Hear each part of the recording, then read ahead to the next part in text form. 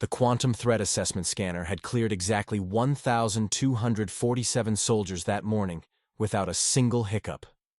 Then Private Jackson Miller walked through holding a coffee cup. The alarms didn't just sound, they screamed. Red lights strobed across Joint Species Military Base Alpha 229's main security checkpoint. Emergency bulkheads slammed down. The holographic threat display went completely insane with warnings that would have made a nuclear weapons inspector nervous. Critical threat detected, the automated system announced in that particularly unhelpful calm during catastrophe voice. Initiating containment protocols. Miller stopped mid-step, coffee halfway to his lips. What?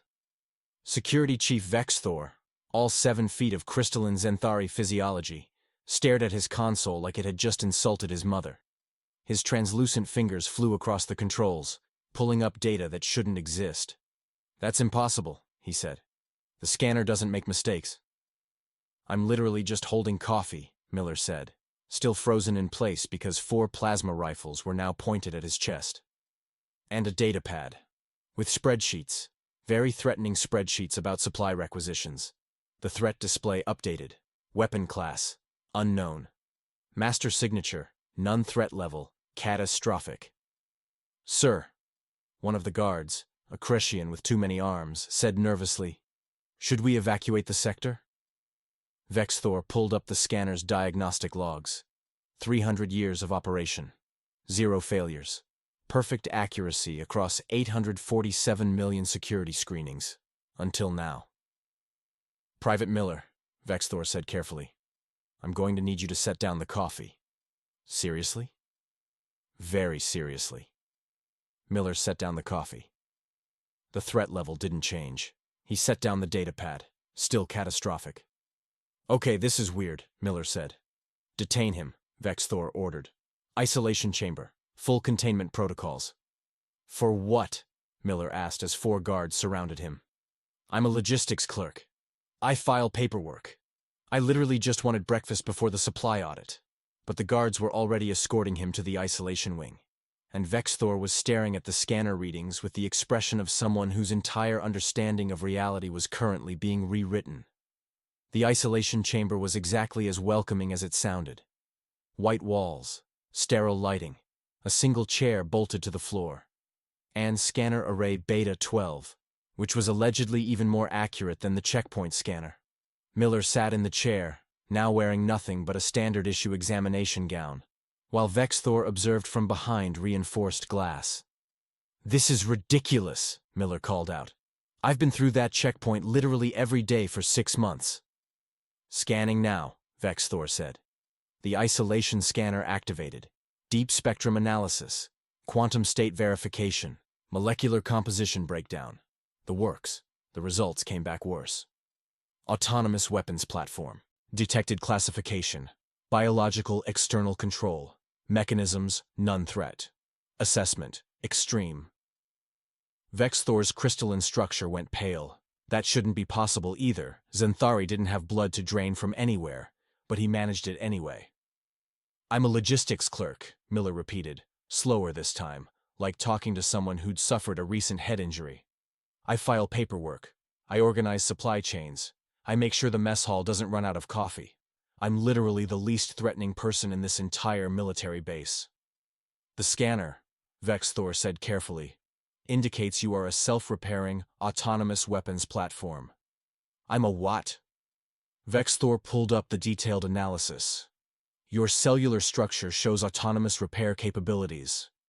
Self-modification at the molecular level. Independent threat assessment systems. You're designed for combat operation without external command input." Miller stared. "That's called having a body." Silence. "What?" "A body," Miller repeated. "You know, cells, organs, immune system, healing. Do you guys not heal?" Vexthor's expression suggested this question had just opened several philosophical cans of worms he wasn't prepared to deal with before lunch. "Define heal," he said slowly. "You know. Cut yourself. Body fixes it. Get sick. Immune system fights it off. Break a bone. It knits back together. Miller gestured at himself. Self-repair. It's just biology? Our medical systems, Vexthor said, each word careful. Handle cellular repair through external intervention. Nanite injection. Tissue regeneration technology. Our bodies don't fix themselves. Then how do you… Miller stopped. Wait. None of you heal naturally? No. Like, at all? Correct. What happens if you get a paper cut? We apply medical nanites or the wound remains until surgical intervention. Miller processed this. That sounds exhausting. And you, Vexthor countered, are telling me your body just decides to repair itself without asking? Well, yeah, I don't have to think about it. It just happens. The threat display updated again. Autonomous combat unit confirmed self-repair. Active adaptive defense systems. Operational command structure. Absent. This is getting worse, Vexthor muttered. The Galactic Military Council convened in 14 minutes, a record response time fueled entirely by panic. Nobody told the human personnel there was an emergency meeting. They were simply confined to quarters with vague explanations about routine security protocols and nothing to worry about. Which meant, obviously, that everyone was worried. Ambassador Rodriguez, Earth's primary representative to the coalition, found out about the meeting when she tried to access the command center and was politely but firmly denied entry by guards who looked like they were preparing for an invasion. I'm sorry, Ambassador, the guard said. The council is in closed session. About what? Classified. Rodriguez had been a diplomat long enough to know when someone was hiding something alarming. She pulled up her datapad and checked the security logs. Human personnel, confined to quarters. Human equipment, under review. Human access privileges, temporarily suspended. All changes authorized 13 minutes ago. What happened? She demanded. I really can't. Is anyone hurt? No. But is there an active threat? The council is still determining. Rodriguez pushed past the guard. Then I'm determining it with them. She walked into the council chamber just as Security Chief Vexthor was presenting his findings. Evidence is conclusive. Humans exhibit autonomous combat capabilities without external control mechanisms, self-repair, adaptive immune response, and independent threat assessment, all operating without oversight or command input.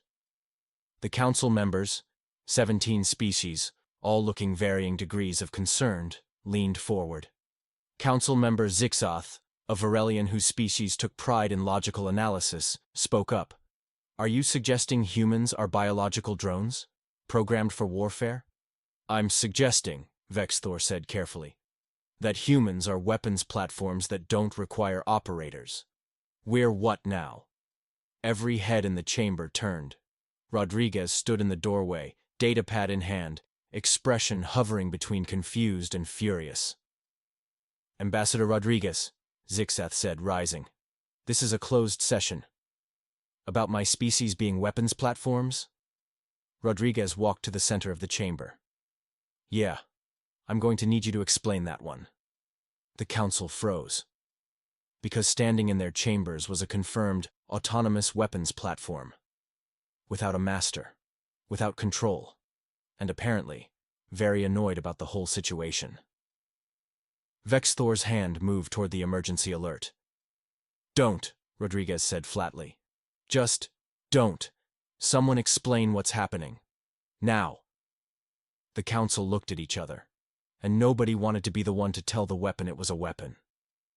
Ambassador Rodriguez crossed her arms and fixed the council with the expression that had gotten her through 17 diplomatic negotiations and 1 attempt at bureaucratic assassination. Someone want to explain why my people are locked in their quarters? Security Chief Vexthor cleared his crystalline throat. Ambassador, the security scanners have identified humans as autonomous weapons platforms. We're trying to understand. Weapons platforms. Yes. Us. Correct. Rodriguez looked around the chamber at 17 species, all watching her with varying degrees of concern. We're just biological. Organic. Natural evolution doing its thing for a few million years. Dead silence. Then Council member Zixath leaned forward, their sensor array focusing intently. What do you mean by natural? You know, random mutation, environmental pressure, survival of the fittest, evolution. More silence. Who built you? Zixath asked. Rodriguez blinked. Nobody built us. We evolved. From single-celled organisms. Over billions of years. She paused. Wait. Who built you? The council members exchanged glances. Vexthor pulled up a holographic display. The Precursors. The ancient races who seeded the galaxy with synthetic life before their extinction approximately 50,000 years ago. Synthetic life, Rodriguez repeated slowly. Yes. All council species are manufactured constructs. Biological machines designed for specific environmental niches and cultural roles. Zixath gestured at themselves. The Varelians were created for computational analysis. The Xanthari for resource management. The Cratians for industrial production. You're all... Rodriguez's brain was doing gymnastics. You're all artificial? We preferred designed life, Vexath said stiffly. And humans? Are the first natural organic intelligence we've encountered. Rodriguez sat down heavily in the nearest chair. So when the scanner said we're weapons without masters, it was being literal, Vexthor confirmed. Every species in the galaxy has creator protocols, override commands, failsafes built into our base code. Humans don't. You're genuinely autonomous. Because we're actually biological. Correct. And that makes us weapons. From our perspective, yes. Rodriguez rubbed her temples. This is the weirdest Tuesday I've had in months. Zixath pulled up a comprehensive analysis of human biology. The display showed systems, capabilities, response mechanisms, all translated into the Council's framework of designed life. Let's review, they said, highlighting different sections. Human healing is automatic damage control that activates without command input. It's called an immune system, Rodriguez said. Your body deploys defensive units, white blood cells, to fight invading organisms. That's an adaptive defense network. Because that's what it does, Zixath continued undeterred. You have a fight or flight response that increases cardiovascular output, dilates pupils, and enhances muscular performance. Combat mode activation, Vexthor translated. It's adrenaline. You can continue functioning despite significant physical damage. Damage tolerance programming. Pain tolerance. Rodriguez was standing now. It's called pain tolerance, or shock, or just being stubborn. And your pattern recognition capabilities, Zixath added, pulling up cognitive data. The ability to identify threats, predict behavior, and formulate tactical responses in milliseconds. That's threat assessment software, another council member noted. That's just thinking. Rodriguez threw her hands up. Do you not think? We process, Zixath corrected. According to designed parameters. We think outside parameters, a Cretian council member added. That's the concerning part. Rodriguez stared at them. You're telling me that every species in this galaxy is basically... what? Biological. Robots? We prefer designed organisms, Vexthor said. And you think we're the scary ones? You're the most sophisticated weapons platform we've analyzed, Zixath said, pulling up comparison charts. Your capabilities exceed military-grade combat synthetics in adaptability, autonomous operation, and threat response. This is just Tuesday for us, Rodriguez said weakly. Vexthor leaned forward. Ambassador, who programmed you to be so calm about this? About existing as the autonomous combat unit? Nobody programmed us. That's the point. Then how do you know how to respond to threats? Evolution. Natural selection. Survival of the... Rodriguez stopped. Looked at their blank expressions. Oh God, you don't have any of these concepts, do you? Evolution is a manufacturing term, Zixath said helpfully. It refers to iterative design improvements. Natural selection is a quality control process, another added. No! Rodriguez slumped back in her chair. No, it's a completely different thing. Random mutations happen. Some help survival. Those organisms reproduce more. The helpful traits spread. Over millions of years you get complexity. Adaptation. Us. The council stared. Nobody chose what we'd be good at, Rodriguez continued. We just survived whatever killed everything else. And now we're here, talking to you, apparently terrifying you. Because you have no creator, Zixath said quietly. No designer. No oversight. Exactly. No master. Rodriguez felt the weight of that word. Yeah. The implication settled over the chamber like a lead blanket. Every council species, Vexthor said slowly, has precursor override codes embedded in our base genetics. Emergency shutdown commands, behavioral constraints, failsafes. Humans don't, Zixath continued. Because nobody built us, Rodriguez confirmed. What happens? A council member asked, voice tight with concern. If humans go rogue? If you decide to become hostile? There's no failsafe, no way to shut you down. We have something better than failsafes, Rodriguez said. What? Choice. Blank stares. Choice, Rodriguez repeated. Free will. The ability to decide our own actions. We choose not to be hostile. We choose to cooperate. We choose to be here, part of this alliance. But you could choose otherwise, Vexthor said. Yes. At any time. Technically. Without warning. If we were psychopaths, maybe. The council didn't look reassured. Zixath stood. This council must vote on whether humans should be allowed to continue serving in coalition military forces, given the security implications of autonomous weapons platforms with no external control. We're not weapons, Rodriguez protested. The scanner says otherwise. The scanner is interpreting biology through a cybernetic lens. The scanner, Vexthor said quietly, has never been wrong. A long silence. Then, from the chamber's communication system, Private Miller's voice crackled through. Hey, are you guys done deciding if I'm a weapon? Because I'm still in this holding cell, and I never got breakfast, and my coffee's probably cold by now, and honestly, if you're going to classify me as military equipment, I should at least get equipment maintenance privileges, which includes food. Rodriguez closed her eyes. Miller, not helping.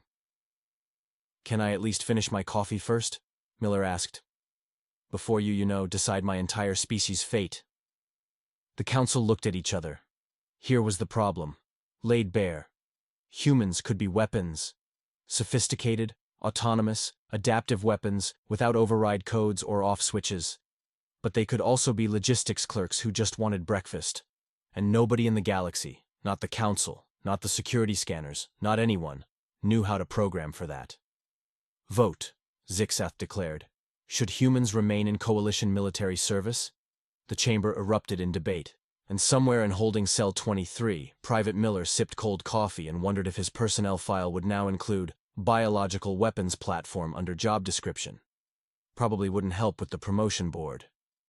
I can prove we're not dangerous, Rodriguez said. The council looked skeptical. All 17 species, simultaneously. How? Vexthor asked. Demonstration. Right here. I'll show you that our biology is just biology, not weapons systems. Zixath considered this. Under full observation protocols. Fine. With security present. Whatever you need. And emergency containment on standby. Rodriguez sighed. You're really committed to this whole humans are weapons thing, aren't you? The scanner doesn't lie, Ambassador. 10 minutes later, Rodriguez stood in an observation chamber while the council watched from behind reinforced glass. Security teams flanked every exit. Medical scanners tracked her vital signs. She held up a small blade, standard issue, nothing fancy.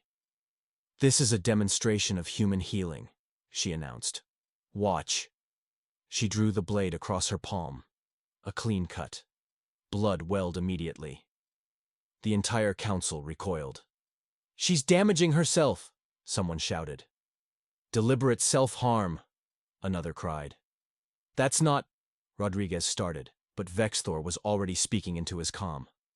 Medical team on standby. We have a self-destructive episode in progress. I'm demonstrating. Rodriguez held up her bleeding hand. Look, watch the wound. The cut had already stopped bleeding. Platelets were doing their job, forming a clot. The edges of the wound were beginning the complex process of cellular repair. The self-repair system activated, Vexthor said, voice hollow. Without command input. Without authorization, it just… started. It's automatic, Rodriguez said. We don't control it consciously. It just happens. The council was silent for a long moment. Then Zixath spoke. Autonomous defense systems confirmed. What? No! Rodriguez gestured at her hand. This is normal. This is what bodies… D.O. ! Designed bodies require external intervention for damage repair, Zixath said. Your body is self-maintaining, self-repairing, operating independently of conscious control. That's the definition of autonomous weapons systems, another council member added. Rodriguez looked at her hand, already healing, the cut barely visible. You guys are exhausting. We need to test combat mode activation, Zixath declared. Rodriguez, hand now bandaged, at the council's insistence, despite her protests that it was unnecessary, looked up warily. Combat mode? Your stress response, the adrenaline system you mentioned. Absolutely not. We need to understand the full scope of human capabilities. My full scope of capabilities right now is being really annoyed. Please, Ambassador, Vexthor said. We're trying to ensure safe integration of your species into coalition forces. We need data. Rodriguez rubbed her temples. Fine, but I'm telling you, you're not going to like what you find. They created what they called a mild stress scenario in the testing chamber. Rodriguez should have known better when she saw them seal the door. Beginning test, Vexthor announced from the observation deck. The temperature started rising, slowly at first, then faster. Rodriguez loosened her collar.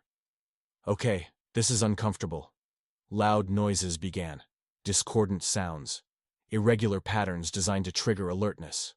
Her heart rate increased. The scanners picked it up immediately. Elevated cardiovascular activity, someone noted. Pupils dilating, another added. The walls seemed to be closing in. Were they actually moving, or was it just the heat making her dizzy? Is this room getting smaller? Rodriguez asked. Negative, Vexthor said. Dimensions unchanged. But her breathing was getting faster, shallower. The heat was oppressive now. The noise was grating against her nerves. She needed out. She needed AIR. Combat mode engagement detected, Zixath announced. Threat assessment systems active. Heightened awareness confirmed. I'm just hot and annoyed, Rodriguez shouted over the noise. Her biology didn't care about the distinction. Adrenaline flooded her system, heart pounding, muscles tensing, fight or flight kicking into overdrive. The door was locked. She knew it was locked. But her hindbrain didn't care about locks. Rodriguez grabbed the door handle and pulled. The reinforced door came off its hinges with a screech of tearing metal. Alarms blared. The weapon breached containment, Vexthor shouted.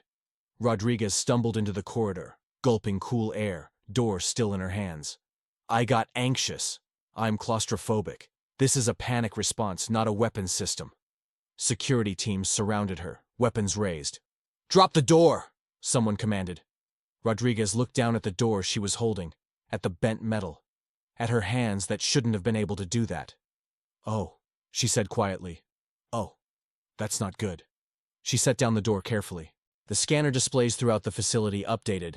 Threat level, active engagement mode, combat capabilities, confirmed structural damage, significant assessment, extreme hazard. I didn't mean to, Rodriguez said. I was just scared. It's adrenaline. It's a stress response. It's not… But the council was already evacuating the observation deck, because they'd just watched a human tear a reinforced door off its frame while insisting she wasn't dangerous. The disconnect was, frankly, terrifying. They brought Private Miller in to provide testimony. Rodriguez shot him a look that clearly said, please don't make this worse. Miller, freshly released from holding and finally reunited with a fresh cup of coffee, completely missed the signal. "Private Miller," Zixath began, "we need to understand human threat responses in your natural environment. How did your species survive before technological civilization?" Miller took a sip of coffee. "Oh, you know. Hunting. Gathering. The usual." "Hunting," Zixath repeated. "Yeah, we'd track prey for days sometimes. Just follow it until it got exhausted. Then, you know." He made a vague gesture. The council chamber went very, very quiet. "Your pursuit predators," Zixath said slowly. "Were," Miller corrected. "Past tense. We don't really need to hunt for survival anymore. Now we mostly just do it for sport."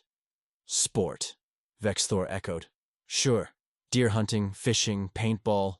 Oh, and we have these games where we literally chase each other for fun. Tag, manhunt, capture the flag." "Miller," Rodriguez said, "stop helping."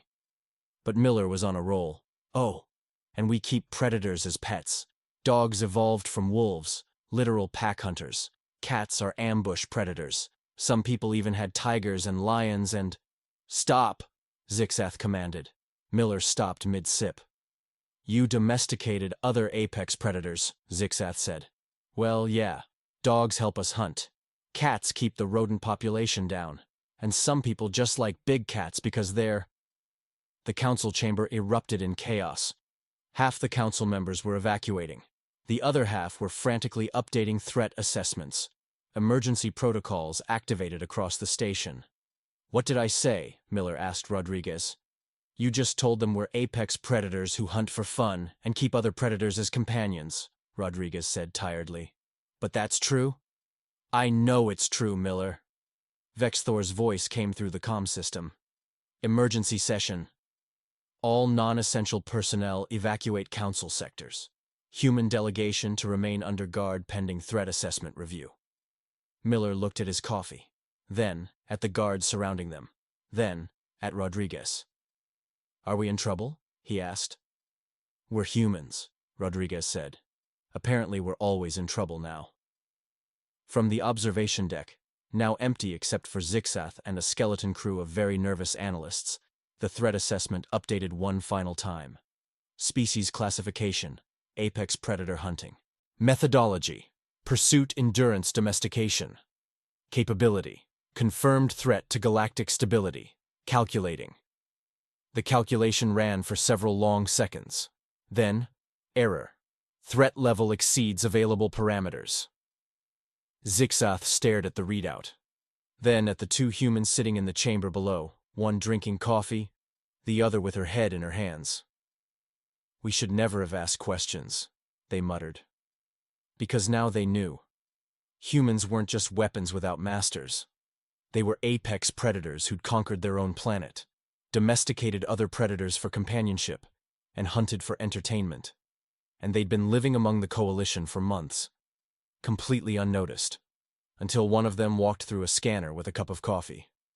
They headed to the mission briefing together. Just another day in the coalition military, where humans were officially weapons, and everyone had learned to live with it. Mostly. In the briefing room, Miller noticed the way other species gave humans slightly more space than before. Not fear, exactly. Respect. Wariness. The kind of distance you gave something powerful that could choose to be gentle. "Think they'll ever stop being nervous around us?" Miller asked Rodriguez quietly. She glanced around the room. At the Zenthari, who'd stopped mid-conversation when they entered. At the Crescian, who'd unconsciously shifted to a defensive posture. At Vexthor, who watched them with the analytical gaze of someone still trying to understand an unsolvable equation. "Probably not," Rodriguez said. "We're the unknown variable in every equation. The thing they can't predict or control. That's always going to make people nervous. Even though we've proven we're on their side. Especially because we've proven we could choose otherwise." She took her seat at the briefing table. "That's what scares them most. Not that we're dangerous. That we could be, and we decide not to be." Miller considered this. "So we're like, permanently terrifying?" "We're permanently free," Rodriguez corrected. and to a galaxy of designed beings with programmed loyalties and built-in failsafes, freedom looks a lot like chaos. The briefing began. Another patrol, another mission, another day of being the Coalition's most valuable assets and biggest question marks. Miller sipped his coffee and thought about freedom, choice, and the strange weight of being a weapon that refused to act like one. It was exhausting. It was also, he realized, exactly what made them human. Mostly. In the briefing room, Miller noticed the way other species gave humans slightly more space than before. Not fear, exactly. Respect. Wariness. The kind of distance you gave something powerful that could choose to be gentle. "Think they'll ever stop being nervous around us?" Miller asked Rodriguez quietly. She glanced around the room. At the Zenthari who'd stopped mid-conversation when they entered. At the Crescian who'd unconsciously shifted to a defensive posture. At Vexthor, who watched them with the analytical gaze of someone still trying to understand an unsolvable equation. "Probably not," Rodriguez said. "We're the unknown variable in every equation. The thing they can't predict or control. That's always going to make people nervous. Even though." Part 4. The New Classification. The official council ruling came down 3 days later. Humans were weapons, but beneficial weapons. The new classification scrolled across every military database in the Coalition. BACU, Biological Autonomous Combat Units. Special military designation, required for all human personnel, non-negotiable. Ambassador Rodriguez read the document in her quarters, then read it again, then poured herself a drink. "So we're weapons now," she said to Miller, who'd come by to commiserate. "Officially." Miller looked up from his datapad. "Do we get a pay raise?" Miller. "What?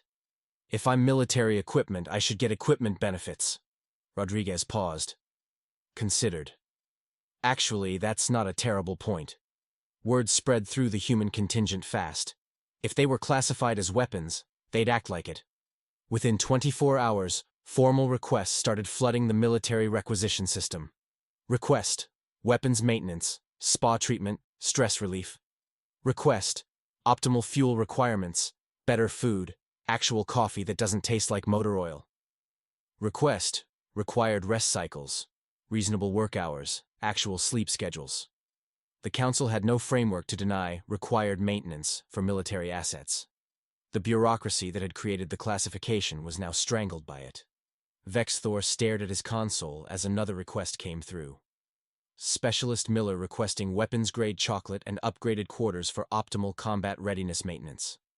"They're gaming the system," he said. "They're weapons without masters," Zixath replied. "What did you expect?"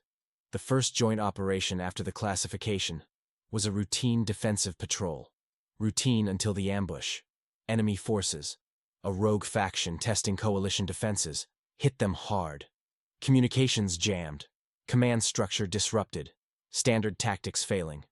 The synthetic species did what their programming told them to do when command structure failed. They froze.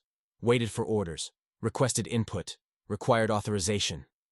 The humans looked at each other. "Well," Miller said, "this is bad. Very bad." Another human, Corporal Hayes, agreed. "Orders?" asked Lieutenant Park. "Don't have any," Hayes said. "Comms are down." "So what do we do?" The humans looked at the frozen synthetic soldiers, at the incoming fire, at each other. "Guess we figure it out," Miller said. And they did. Park assessed the tactical situation in seconds. "Hayes, you've got demo training. Can you rig a distraction with their ammo depot? Give me 3 minutes and something that goes boom." "Miller, you're on Overwatch. Find us their sniper positions." Miller was already moving to higher ground. "On it. Everyone else, suppressing fire on my mark. We're going to make them think we're retreating, then flank from the northeast." "That's not in the tactical manual," one of the synthetic soldiers managed to say, still waiting for proper orders. "Then it's a good thing we don't need the manual," Park replied. Hayes rigged the distraction. Miller spotted 3 sniper nests and eliminated them with precision fire.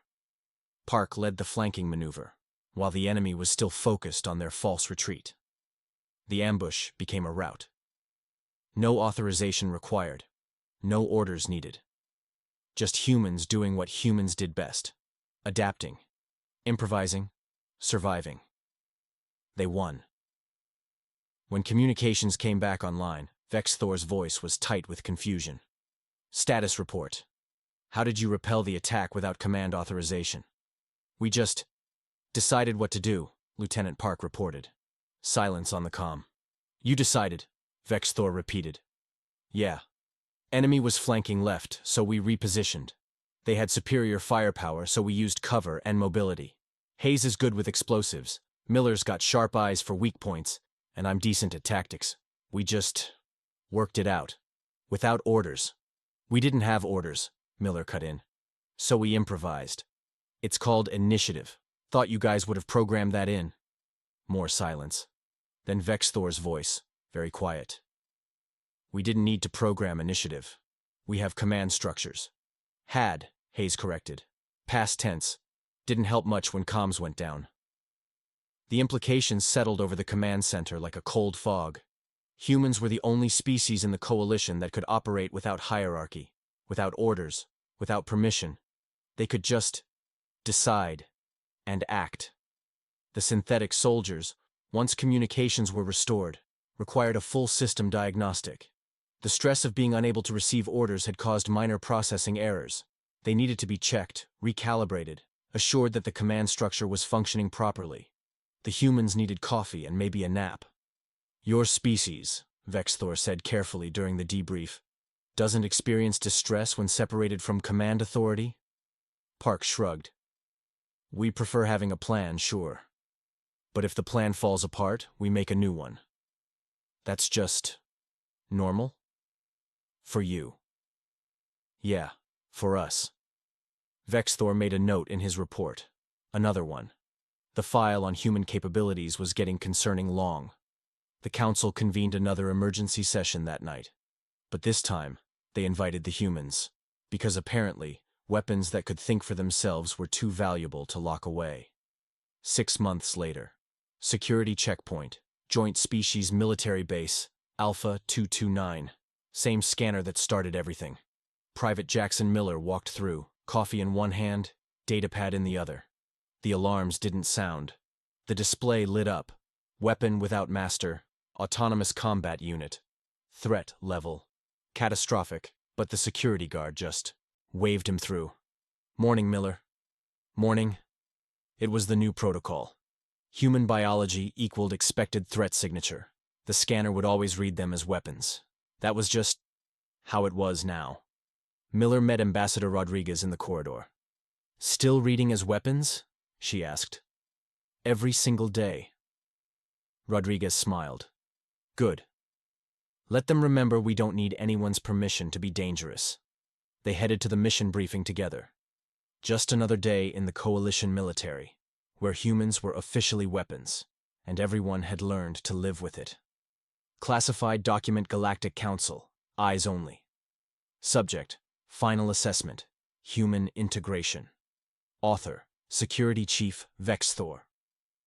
After 6 months of observation and operational integration, I submit the following assessment. Humans are not weapons because of their biology. They are weapons because they possess autonomous decision-making, without override protocols. They can choose violence or peace with no external control. Every other species in the coalition requires command structure, authorization, permission. We were designed that way. Failsafes built into our base code by our creators. Humans have no such limitations. They can assess, decide, and act independently. They can operate without hierarchy. They can choose their actions without external input. This makes them the most dangerous entities in the coalition. It also makes them the most valuable. Recommendation. Alliance with humanity is essential. They are the only species that could choose to destroy us and choose not to. That choice, that autonomous decision to cooperate rather than conquer, is worth more than any weapon system. Final note. The scanner was correct. Humans are weapons without masters. But they mastered themselves. They chose discipline over chaos, cooperation over conflict, alliance over domination. Perhaps the most dangerous weapon is the one that doesn't need to be fired. Perhaps the most valuable ally is the one who chooses to be your ally, not because they were programmed to, but because they decided you were worth protecting. We should be grateful humans chose us. End report. Private Jackson Miller walked through the security checkpoint. The scanner blared its warning. Weapon without Master Miller sipped his coffee. Yeah, I know. And somewhere in the council chambers, beings who were designed to be grateful that some weapons came with a conscience they chose for themselves. Even if that conscience sometimes requested spa days and better coffee, especially then.